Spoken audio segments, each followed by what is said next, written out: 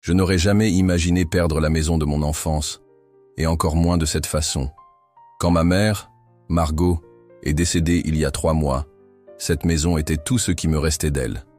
Chaque recoin était chargé de souvenirs, la cuisine où elle m'apprenait à préparer des plats mijotés, l'escalier grinçant qu'on n'avait jamais pris la peine de réparer, et le jardin qu'elle entretenait avec tant de soin. C'était mon refuge, le seul endroit où sa présence continuait de vivre. Ce mardi-là commença comme n'importe quel autre jour. J'étais au travail, perdu dans les tracas habituels du bureau, rien d'extraordinaire. Sur le chemin du retour, je pensais à ce que je préparerais pour le dîner, me demandant si j'avais assez d'ingrédients pour la recette de gratin que maman adorait faire. Mais dès que je tournais dans notre rue, mon cœur fit un bond. Là, sur la pelouse, devant la maison, trônait une grande pancarte rouge sur laquelle était inscrit « Vendu », se balançant doucement sous la brise printanière, comme si elle avait toujours appartenu à cet endroit. Je freinai brusquement, provoquant les klaxons furieux de la voiture qui me suivait. Cela devait être une erreur. Je stationnai en vitesse et courus sur le trottoir, luttant avec mes clés, mes mains tremblant tellement que j'eus du mal à ouvrir la porte. « Antoine », lançai-je, ma voix résonnant dans le couloir. « Antoine, qu'est-ce qui se passe ?» Mon beau-père, Marc, était affalé sur le canapé du salon, une bière à la main, et les yeux rivés sur une émission de variété sans grand intérêt. Il leva à peine les yeux quand j'entrai, manifestant à peine le moindre agacement face à mon interruption. « C'est quoi ce panneau dehors ?» demandai-je d'une voix tremblante. « Dis-moi que tu n'as pas vendu la maison de maman. » Marc but longuement dans sa bière avant de hausser les épaules. « Il fallait bien le faire, » répliqua-t-il d'un ton glacial. « J'avais besoin d'argent. » La pièce sembla se mettre à tourner. « Tu as vendu la maison de maman, sans même m'en parler ?» Il laissa échapper un rire moqueur. Ce n'était pas uniquement sa maison, mon nom figure sur l'acte. « Aussi, » dit-il avec un sourire en coin, « j'avais le droit de le faire. » Je sentis mes poings se refermer de colère. La trahison fut si soudaine, si absolue, que j'avais du mal à respirer. Cet homme, en qui ma mère avait toute confiance et qui avait promis de veiller sur tout après son départ, avait attendu que les fleurs du cortège se fanent pour trahir sa mémoire. « Quand devons-nous partir ?» demandai-je presque en murmurant. « Dans 2 semaines, » répliqua-t-il en se détournant pour regarder la télévision. « Il vaudrait mieux que tu commences à faire tes bagages. » Debout là, le regard fixé sur lui changeant de chaîne comme si de rien n'était.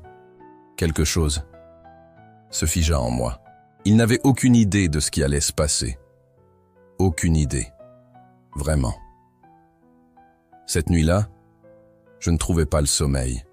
Les mots de Marc, « J'avais besoin d'argent », tourbillonnaient dans ma tête. Pourquoi ?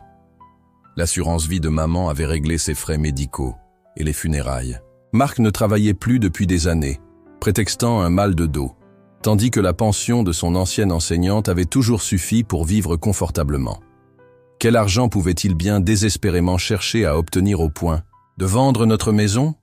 Le lendemain matin, après que Marc soit parti pour sa partie hebdomadaire de poker, je décidai de chercher des réponses. S'il existait une raison légitime, je devais la découvrir. Maman aurait voulu que je comprenne, que j'essaie de voir les choses de son point de vue. Mais, au fond, je savais déjà ce qu'il se passait. Je commençai par fouiller dans son bureau, passant au crible des piles de courriers et de factures anciennes. Au début, rien ne semblait anormal, jusqu'à ce que je tombe sur un tiroir qui refusait de s'ouvrir. Il était verrouillé, ce qui me fit immédiatement dresser l'alerte. Marc n'avait jamais été du genre à se soucier de la sécurité. Avec une épingle à cheveux, un truc que j'avais appris à manier au lycée, sans jamais imaginer qu'il me serait utile un jour, je parvins à forcer la serrure. À l'intérieur, je découvris un fouillis de papiers et, parmi eux, plusieurs avis de recouvrement de la part d'agences de crédit, des mises en demeure finales, des menaces de poursuites judiciaires. En les lisant, mon estomac se noua. Il y avait des tickets de casino, des transactions de paris en ligne, des demandes de prêts, et enfin, une série de lettres menaçantes de personnes qui n'étaient absolument pas des représentants de banque. Les montants étaient ahurissants. plus de 100 000 € de dettes de jeu. Une partie avec des banques et des sociétés de cartes de crédit. Mais ce qui m'inquiétait le plus, c'était les prêts contractés auprès de prêteurs privés, ceux qui se fichent du score, de crédit ou des contrats officiels, et qui ont d'autres méthodes pour recouvrer ce qu'ils doivent. Je m'effondrais sur une chaise, les documents épars autour de moi, pendant que la dure réalité se révélait. Marc n'avait pas vendu la maison par nécessité financière. Il l'avait vendue pour couvrir ses dettes de jeu, pour essayer de stopper sa spirale avant que tout ne s'effondre. Depuis des années, il perdait de l'argent en cachette, dissimulant tout à maman, et probablement vidant ses comptes pendant qu'elle était trop malade pour s'en apercevoir. La rage qui monta en moi fut sans égale. Ce n'était pas simplement une trahison, c'était un vol. Un vol de moi, un vol de la mémoire de maman, un vol de l'avenir qu'elle avait rêvé pour moi. Elle avait confié à Marc le soin de s'occuper de tout une fois parti, de respecter ses volontés. Au lieu de cela, il avait utilisé sa mort comme prétexte pour masquer ses propres échecs. Je rassemblais toutes les preuves, prenant des photos avec mon téléphone pour être sûr de ne rien laisser au hasard. Marc pensait être malin, mais il avait laissé derrière lui une traînée de documents accablants. Une fois tout remis en place comme je l'avais trouvé, je pris une décision ferme. S'il croyait que je resterais passive, il se trompait lourdement. Tellement trompé. La maison n'était pas qu'un simple bâtiment pour moi. C'était l'endroit où ma mère et moi avions vécu avant l'arrivée de Marc dans nos vies. C'était là, après la mort de mon père, que maman m'avait élevé seule.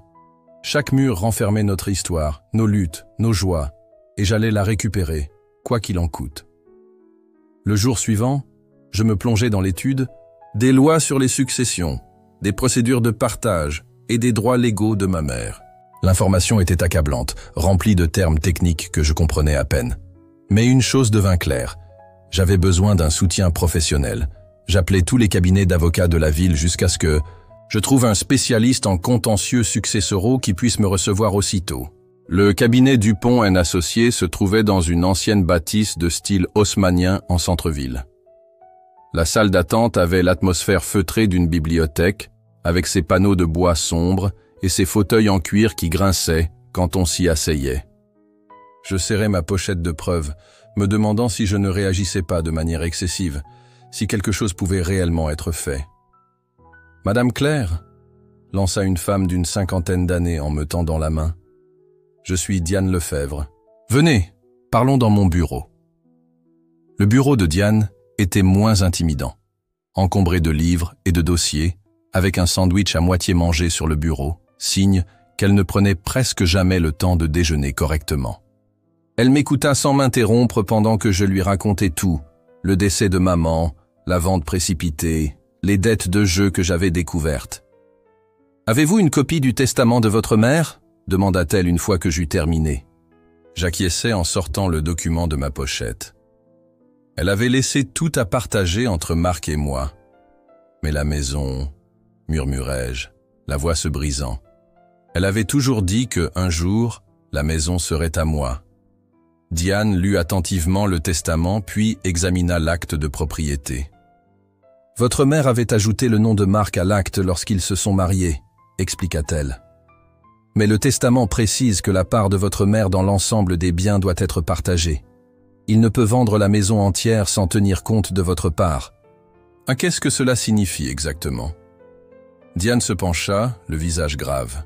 « La maison fait partie de la succession de votre mère, ce qui signifie que la vente pourrait être invalide. Le processus de succession a-t-il été finalisé ?»« Je ne crois pas, répondis-je, n'y ayant même pas pensé. Tout s'est passé si vite après sa mort. »« C'est un problème pour lui, pas pour vous, » affirma Diane avec un sourire froid. « Si la succession n'est pas terminée, il n'avait pas le droit légal de vendre le bien. » Un éclair d'espoir naquit en moi pour la première fois depuis des jours. « Vous voulez dire que je peux la récupérer ?» Diane hocha lentement la tête. « Si nous pouvons prouver une fraude ou une mauvaise gestion de la succession, nous pourrons contester la vente devant les tribunaux. Et d'après ce que vous m'avez montré sur ces dettes de jeu, nous avons peut-être un dossier pour détournement de biens successoraux. » Mes mains tremblaient en essayant d'assimiler ces paroles. Que faisons-nous en premier ? D'abord, Nous déposerons une requête pour bloquer les fonds issus de la vente avant que Marc ne puisse les dépenser. Ensuite, nous contesterons la vente elle-même, expliqua-t-elle en prenant des notes, passant d'un ton prudent à une détermination sans faille. Il faut agir rapidement. Combien de temps vous faudra-t-il pour obtenir des informations sur l'acheteur?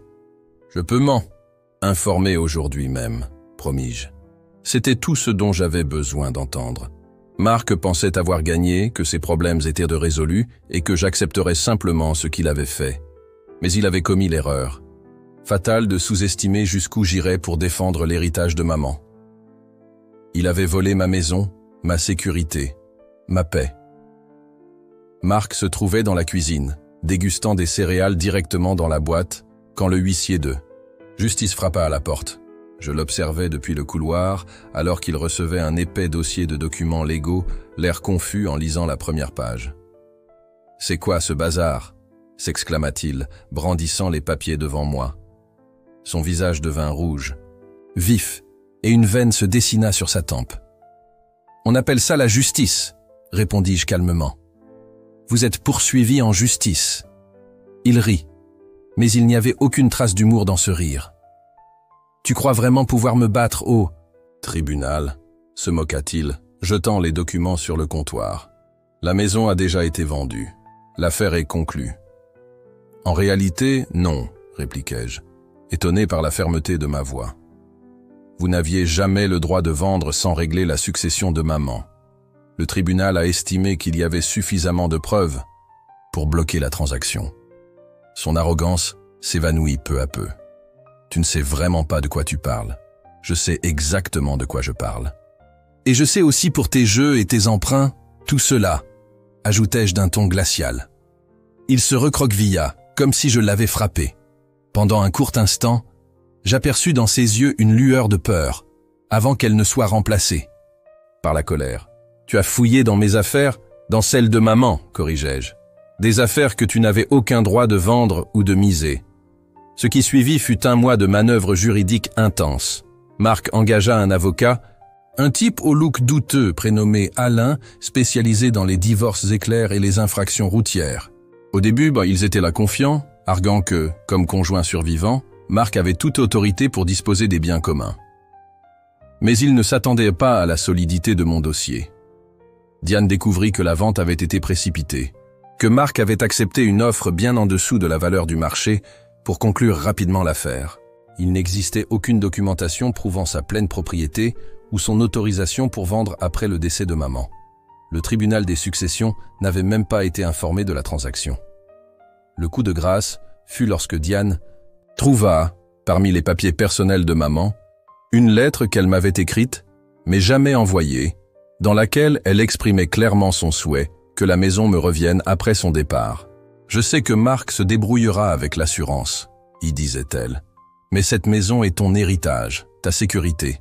Elle t'appartient. » « Cette vente est frauduleuse, » déclara Diane avec assurance lors de notre première comparution. « Monsieur Marc a agi en méprisant délibérément les règles de la succession et en allant à l'encontre des dernières volontés de la défunte. » La juge, une femme sévère avec des lunettes posées sur le bout de son nez, écouta attentivement les deux parties.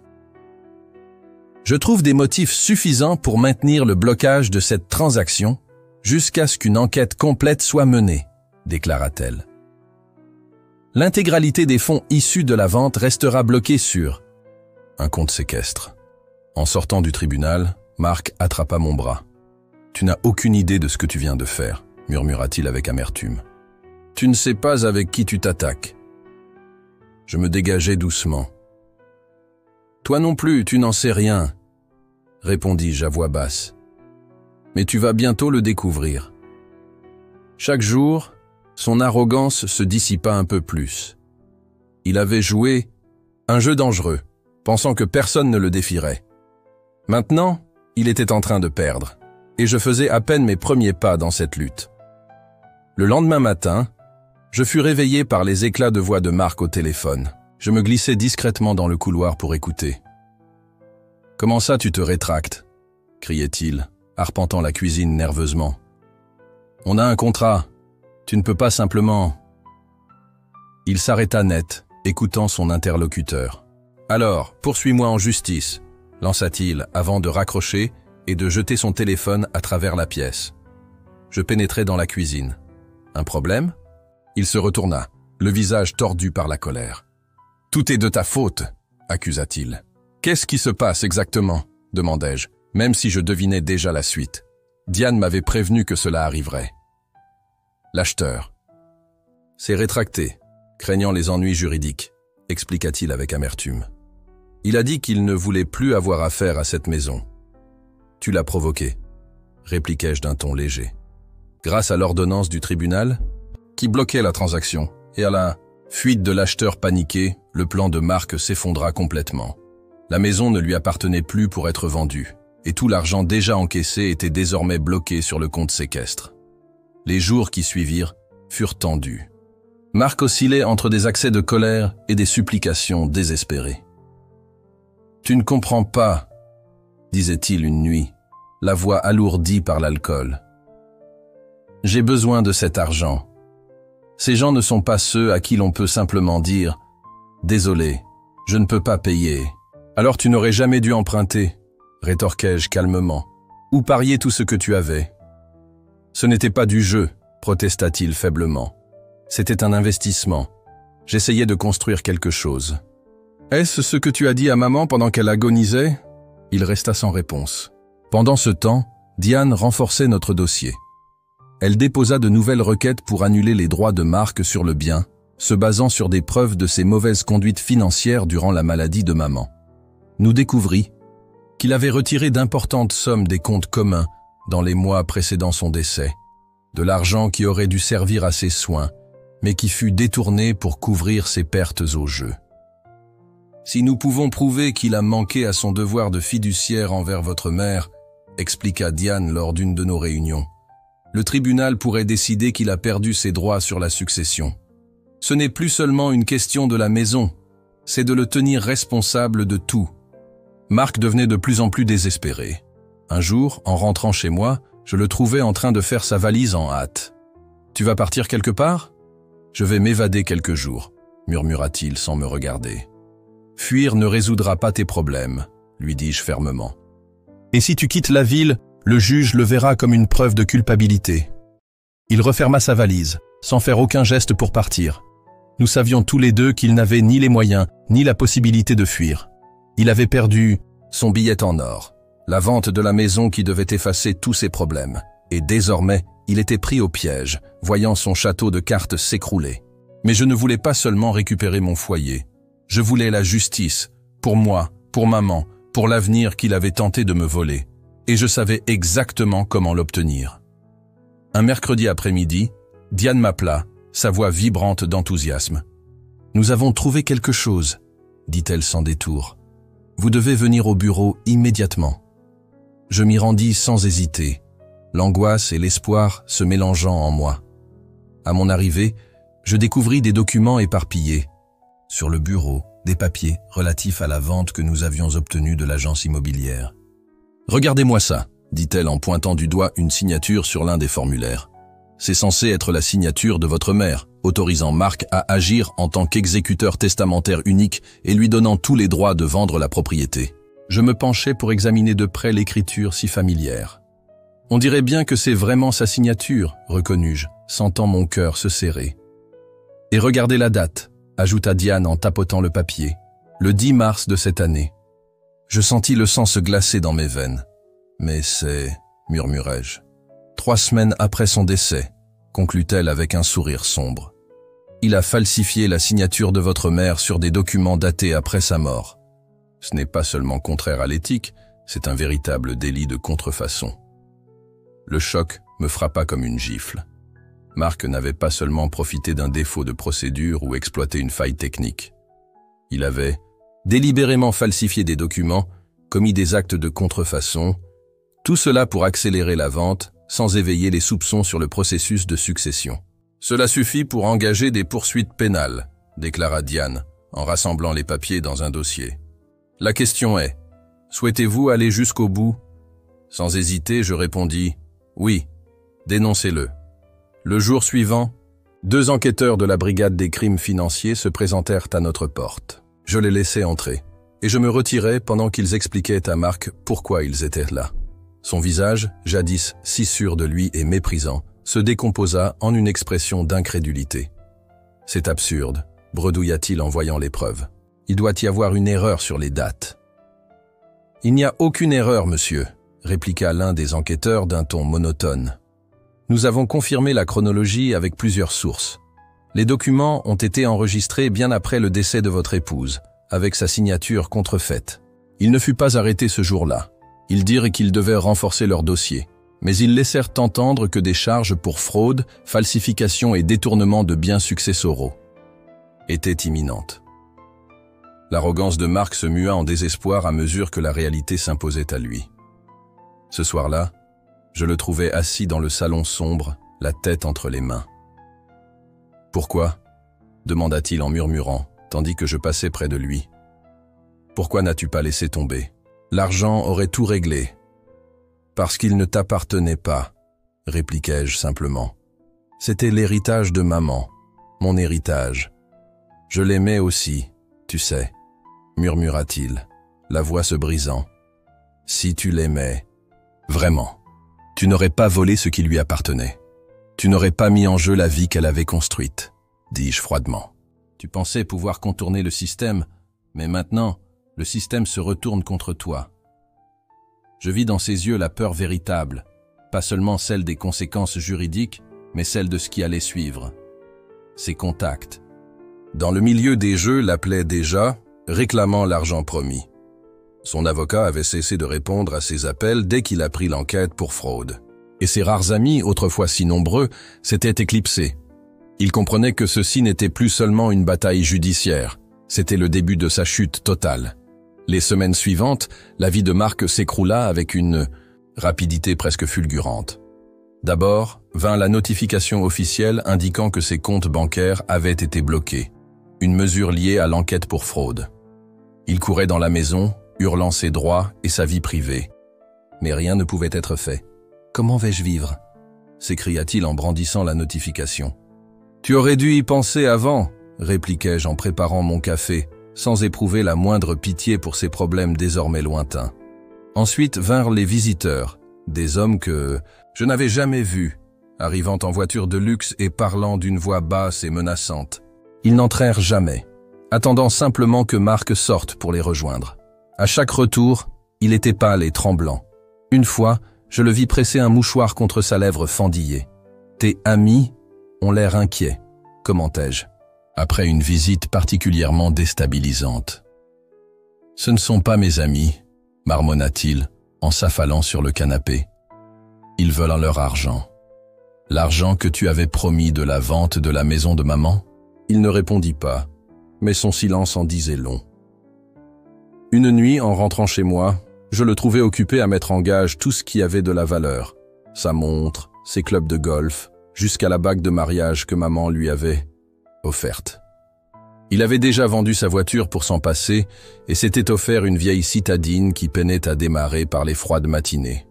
« On m'a donné une semaine », dit-il sans lever les yeux des objets qu'il triait, sans préciser de qui il s'agissait. « Une semaine pour payer au moins la moitié de ma dette. »« Et ça fait combien exactement ?» demandai-je, curieuse malgré moi.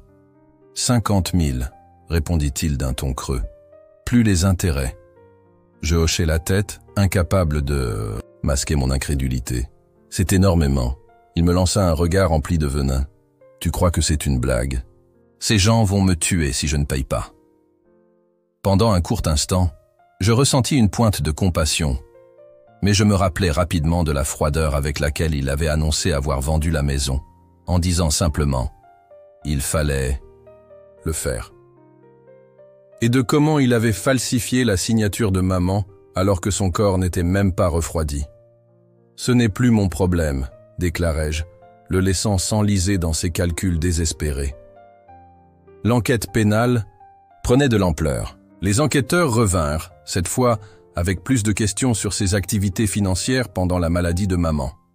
Ils avaient obtenu des relevés bancaires montrant d'énormes retraits, des déplacements fréquents dans des casinos alors qu'elle était en soins palliatifs. et des prêts contractés en son nom sans son consentement. L'avocat de Marc le quitta officiellement, invoquant un conflit d'intérêts. Bien que tout le monde sache la vérité, Marc n'avait plus les moyens de payer ses honoraires et son dossier devenait de plus en plus intenable. Avec l'annulation de la vente et l'enquête sur la fraude en cours, la vie de Marc se désagrégeait complètement. Ses prêteurs dans le milieu des jeux rôdaient tels des requins, flairant le sang. Ses rares biens s'amenuisaient rapidement. Sa santé se détériorait. Il avalait des antiacides en permanence, se plaignait de douleurs d'estomac et perdait du poids à vue d'œil.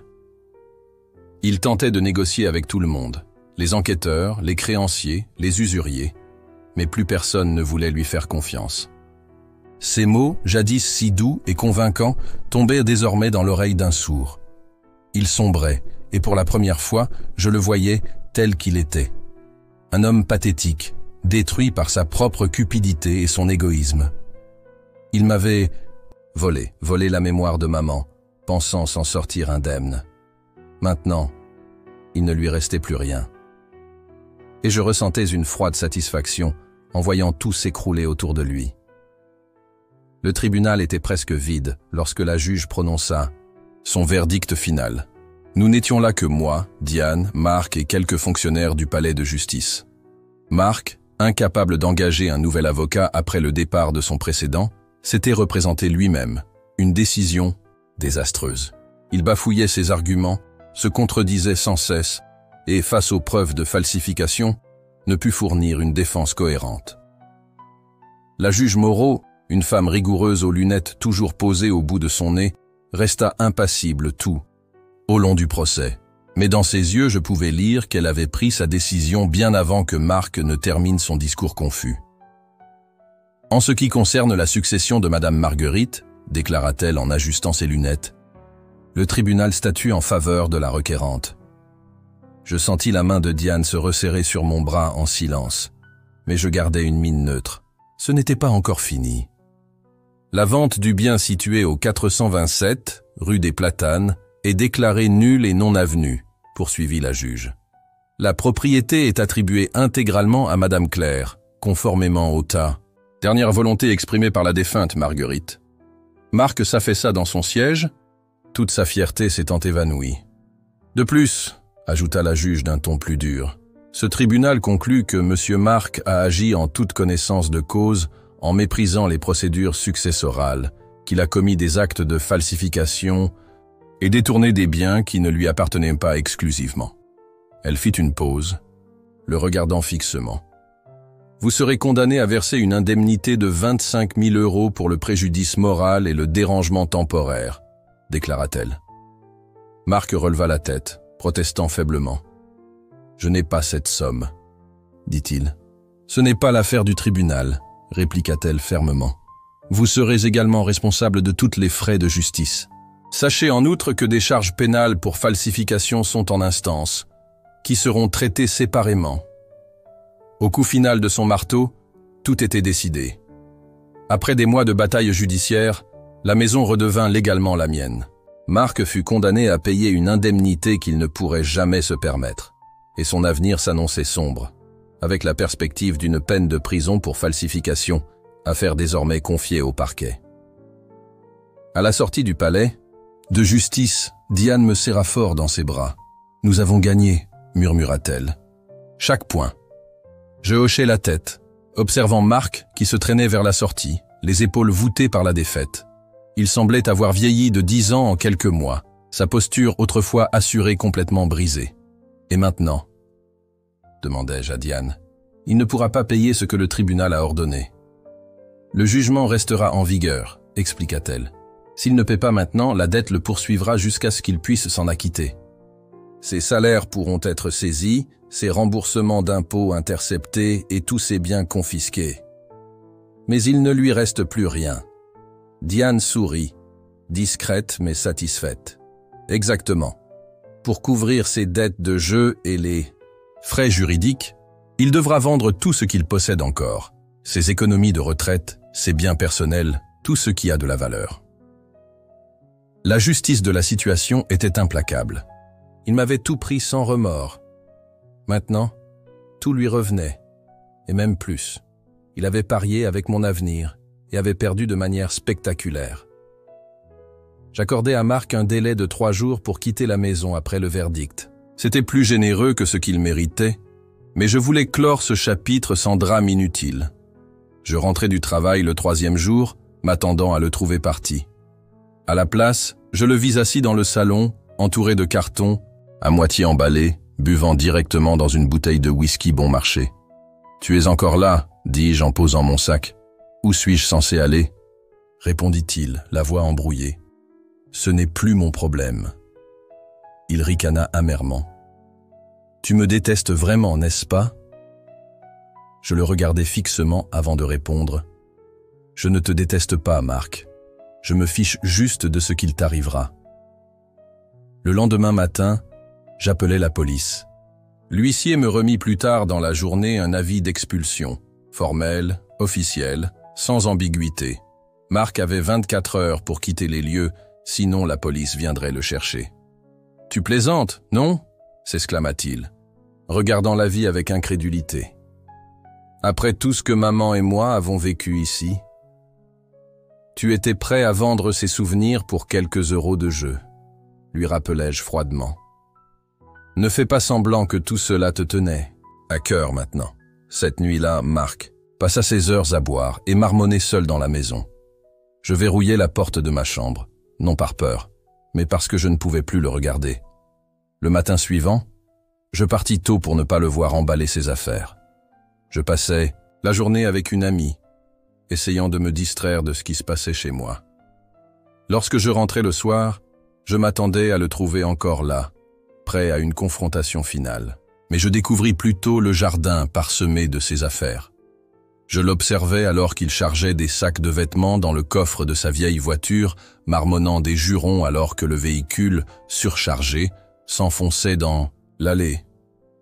Je restais sur le porche, silencieuse, le regardant s'agiter de manière désordonnée, ses gestes frénétiques et maladroits. De temps en temps, il s'arrêtait et fixait la maison d'un air indéchiffrable. « Tu es content maintenant ?» lança-t-il en me voyant enfin. La sueur perlait sur son front malgré la fraîcheur de la nuit, et ses mains tremblaient légèrement. « C'est de ta faute », répondis-je d'un ton neutre. « J'ai fait partie de cette famille pendant 15 ans, balbutia-t-il, la voix brisée. 15 ans, et maintenant on me jette dehors comme des ordures. Tu t'es mis dehors toi-même quand tu as décidé de vendre notre maison, répliquai-je, les bras croisés. Maman avait confiance en toi. J'avais confiance en toi.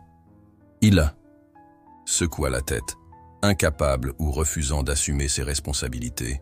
« Tu n'as aucune idée de ce que c'est que de vivre ainsi, » murmura-t-il. « La pression, les dettes, et de qui est-ce la faute ?» Il resta sans réponse. Nous savions tous les deux la vérité.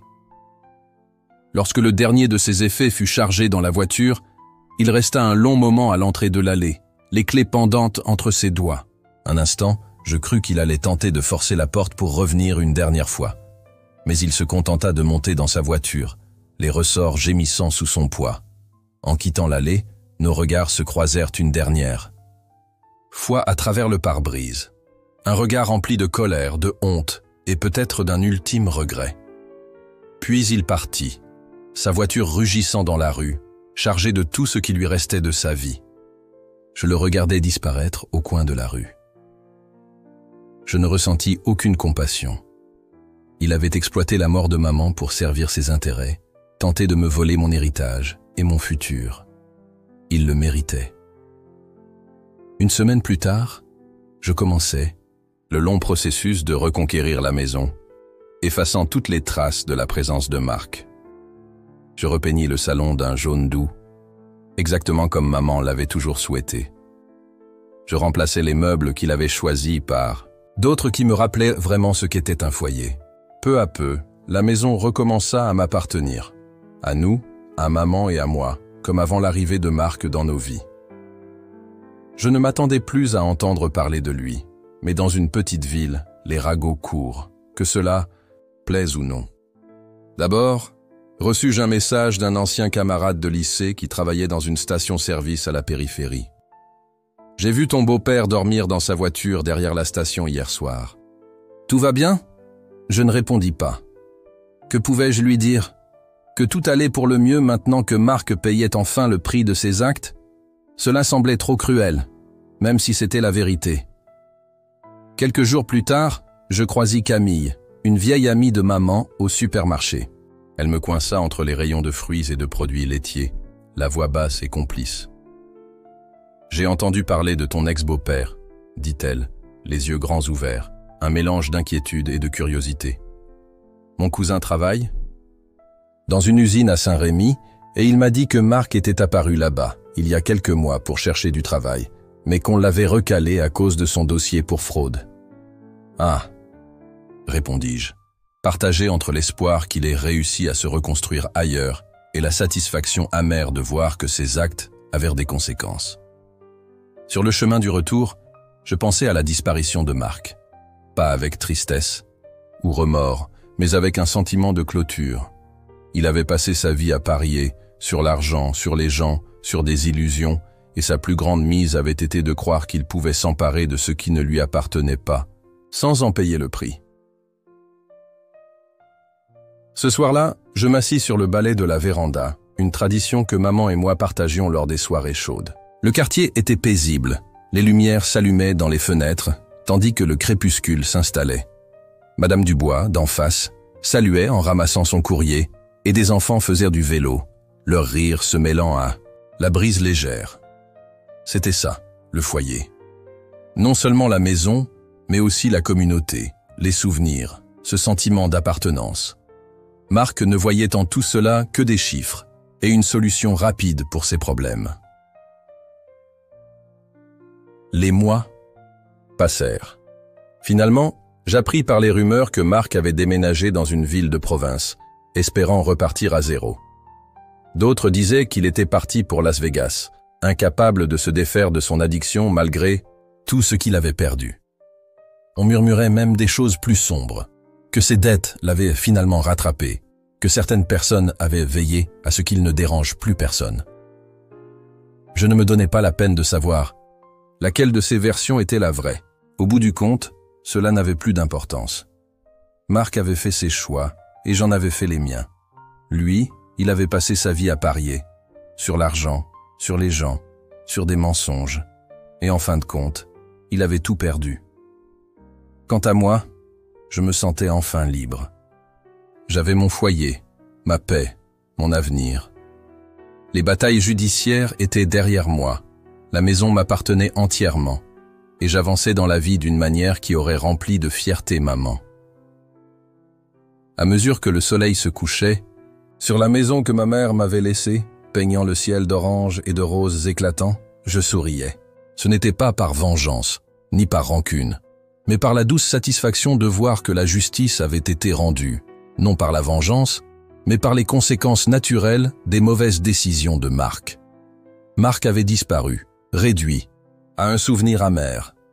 Et moi je restais ici, dans la maison qui m'appartenait, plus forte d'avoir combattu pour elle.